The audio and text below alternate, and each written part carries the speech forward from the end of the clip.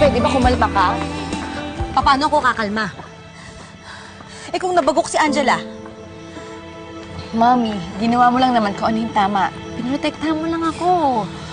Kahit pa eh. Alam mo, hindi ko mapapatawad ang sarili ko kapag may nangyaring masama sa kanya eh.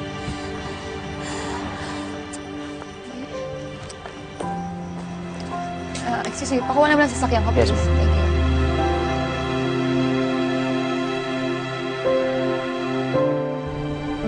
Angela? Angela, nandito lang kami ng Tito Larry mo, ha? Magpakatatag ka! Nandiyan yung mga doktor. Larry, paano kung may mangyaring masama kay Angela? Makakaligtas siya. Nag-positive. Kasalanan ni Evelyn to eh. Margaret. Huwag mo sabihin, kakampihan mo na naman siya. Kung ikaw, mapapalampas mo to, ako hindi. I'll never forgive her for this. Para ko ng anak si Angela. Napamahal na ako sa kanya, Larry.